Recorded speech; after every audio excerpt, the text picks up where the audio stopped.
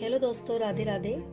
तो ये हमारा इसके पेपर में आपके सिर्फ 5-6 दिन बचे हैं। तो उसमें हमें पहले पता होना चाहिए कि क्या क्या आएगा। वैसे हमने पहले देख लिया सब कुछ, लेकिन फिर भी एक लास्ट टाइम के लिए मैं आपको थोड़ा बता देती हूँ, जिससे आपको अच्छे से समझ में आ जाएगा। तो जनरल नॉलेज के आएंगे हमारे पास 10 क्वेश्चन, रीजनिंग के आएंगे 15 क्वेश्चन, आईसीटी यानी कंप्यूटर के आएंगे हमारे पास 15 क्वेश्चन, टीचिंग एप्टीट्यूड के आएंगे 30 क्वेश्चन। ये इंपॉर्टेंट है तो इसको हमें अच्छे से देखना है। फिर डोमेन नॉलेज और केस स्टडी के आएंगे 20 क्वेश्चन। इसमें ज़्यादा कुछ नहीं है, इसमें आपको एक पैराग्राफ दिया होगा, उसमें आपको क्वेश्चन देख के सोल्व करने हैं, तो ये इतना ज़्यादा नहीं है। फिर एनईपी 2020, इसके आएंगे 10 क्वेश्चन।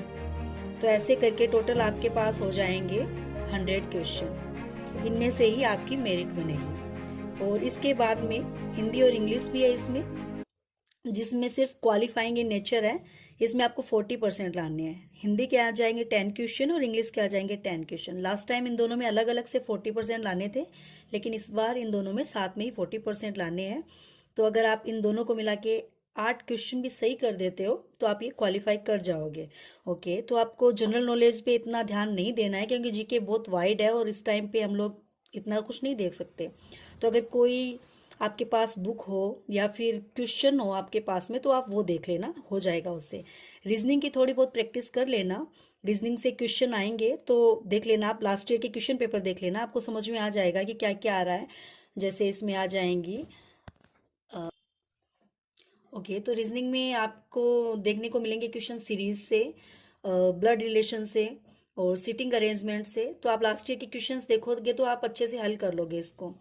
फिर डोमेन और केस स्टडीज पे आपको ज़्यादा जोर नहीं देना है, इसमें पैराग्राफ आएगा और उससे बेस्ट ही क्वेश्चन आएंगे जो आप कर लोगे आसानी से। ओके, फिर एनईपी 2020 कल मैंने आपको करवाया है, तो आप उसमें से देख लेना, लगभग क्वेश्चन उसी से ही बनेंगे। इसमें पूछ लेंगे कि कौन सा फॉर्मूला चल रहा है, जैसे 5-3-3-4 वाला चल रहा है और कौन सी कमेटी काम कर रही है, ऐसे करके नॉर्मल से क्वेश्चन आएंगे। हिंदी और इंग्लिश आपको देखनी है। अगर आपकी हिंदी अच्छी है और हिंदी में भी अगर आप 10 में से 8 क्वेश्चन कर ले जा रहे हो, इंग्लिश में नहीं कर पा रहे हो, तो भी आप ये क्वालिफाई कर लोगे। ओके, इसको इतना हल्के में मत लेना, क्योंकि अगर ये क्वालिफाई नहीं हुआ तो आपके इन 100 क्वेश्चन में से अगर आप 80 क्वेश्चन भी सोल्व करोगे तो इसका कोई मतलब नहीं रहेगा। तो आपको पहले ये क्वालिफाई करना जरूरी है। तो आप थोड़ा सा हिंदी और इंग्लिश पे ध्यान दीजिए। Okay, all the best for your exam. Thank you.